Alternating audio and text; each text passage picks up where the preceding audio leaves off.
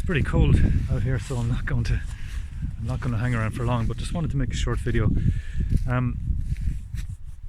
Now, as you know yourselves, people are getting on with their everyday lives. They're dealing with the aftermath of COVID. For quite a few people, they're dealing with the fact that maybe their town or village has been demographically transformed over the last couple of years without their consent. And there's other things going on. Obviously, on an international scale, you've got Russia, Ukraine, you've got Palestine and Israel. And people can see all this, and there's a certain kind of background stress that people have as a result of all of this. And then say myself or some of you come along and we start talking about politics, and sometimes you get a negative reaction from people. And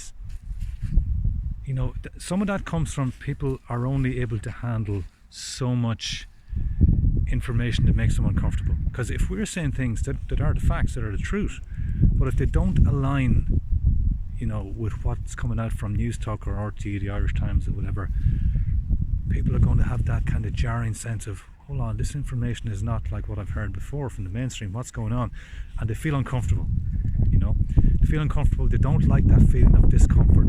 So in a lot of cases, they're going to react against it, they're going to react negatively, they're going to push back, and they're going to call you, maybe they might call you a conspiracy theorist or far right or whatever.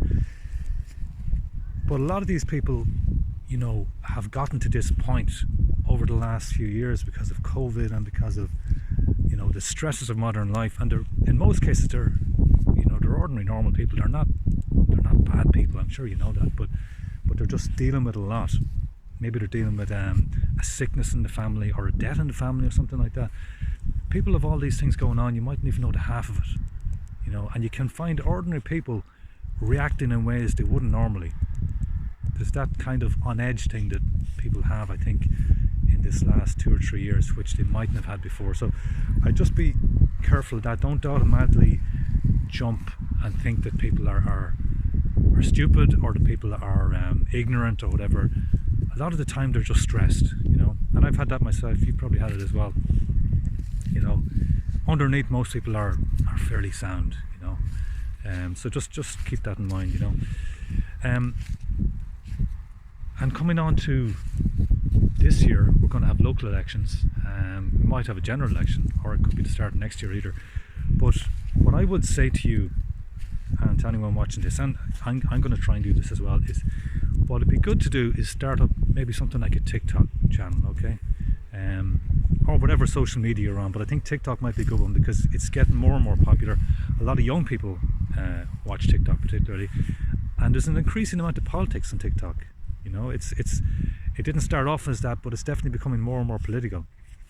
And there's definitely a space there for people like us to go on there and talk about politics in a way which is relatable and which is normal, and which isn't extreme or, doesn't kind of turn people off, doesn't use kind of inflammatory language or that kind of thing. Just being normal and relatable, stating things as they are, but in a way which doesn't turn people off, which is, it's like your next door neighbour. You're talking to your next door neighbour, you're talking to your friend, your work colleague, whatever. You're being normal. That's the way you want to come across, all right?